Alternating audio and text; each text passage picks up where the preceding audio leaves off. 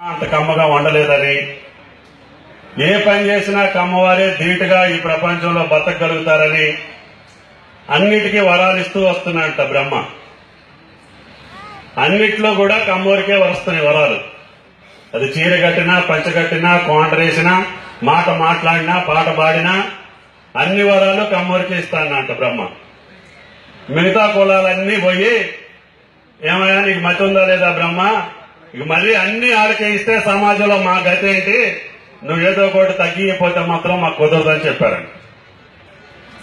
ఈ బ్రహ్మకి అర్థం కాక, మరి ఈయటం అయితే నా వంతైంది కానీ తీయటం నాకు వల్ల కాదు, దీనికి ఒక్క మాత్రం నా చేతిలో ఉంది, అని ఒకరినొకరు కలవకుండా చేస్తా అంతవరకు నా చేతిలో ఉందని చెప్పానంట. మరి బ్రహ్మ చెప్పిన దానికి మనం ఇప్పుడు వ్యతిరేకంగా వెళ్ళి ఇప్పుడు మనం మతం పడితే లేదు కాబట్టి, ఆ శాప ఉన్నా కూడా మన పూర్వీకులు కాకతీయుల దగ్గర నుంచి రాజ్యాలేలిన మహానుభావులు, ఈ దేశంలో వన్నె తెచ్చినటువంటి మహాతల్లులు, అదేవిధంగా రాజ్యాన్ని కాపాడినటువంటి దిశక్తి మన జాతికి ఉంది. ఏ ఒక్క కార్యక్రమంలో చూసుకున్నా కమ్మ జాతికి ప్రపంచంలో ఎక్కడా ఎదురులేనటువంటి జాతి, తల వంచనటువంటి జాతి, చెయ్యి దాచనటువంటి జాతి, అందరికీ కలుపుకొని పోగలిగినటువంటి జాతి మన జాతే ఉంది. ఆ కులంలో పుట్టడమే మన అదృష్టం.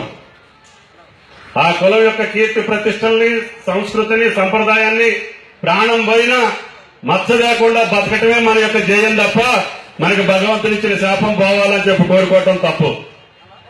ఆ శాపం ఉన్నా కూడా ఈనాడు ప్రపంచంలో కమ్మ జాతి అగ్రభాగాన్ని ఉండగలుగుతుంది. మీకు అజయ్ గారు చెప్పిన అన్ని సెక్టార్లో భవిష్యత్తులో కూడా ఉంటది. ఒకవేళ నువ్వు నేను తగువ పెట్టుకున్నా ఈ తల్లో, ఆ చెల్లో, ఆ తమ్ముడు, ఆ అన్న ఏకంగా మన జాతిని రక్షించుకునే శక్తి ఈ జాతికి ఉన్నది అని చెప్పి మీకు ఈ సందర్భంగా మనం చేస్తున్నాం.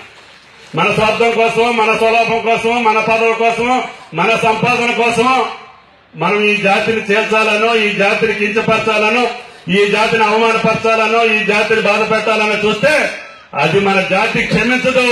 అది మీరు గుర్తుపెట్టుకోవాలని చెప్పి కూడా మీకు విజ్ఞప్తి చేస్తున్నా. అందుకని ఇంత కమ్మని జాతిలో, ఇంత తీయని జాతిలో, ఇంత ధైర్యం కలిగినటువంటి జాతిలో, ఇంత సాహసం కలిగినటువంటి జాతిలో, ఇంత త్యాగం కలిగినటువంటి జాతిలో, ఇంత ఘన చరిత్ర కలిగిన జాతిలో భగవంతుడు మన పుట్టించడమే మనకి పుణ్యం, పురుషార్థం.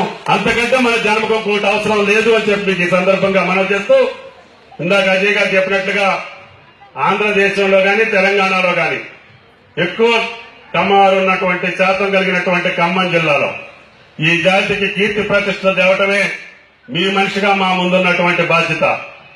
అదేవిధంగా ఏ రంగంలో ఉన్నా, ఎక్కడున్నా ఈ జాతి యొక్క గౌరవ ప్రతిష్టల్ని మేము దృష్టిలో పెట్టుకుని ముందుకు పోతాం.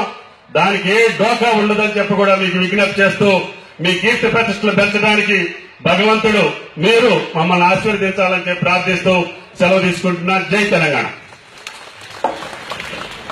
ధన్యవాదాలు మంత్రి గారికి. చాలా సంతోషం ఈనాటి ఈ ఉత్సాహాన్ని చూసి.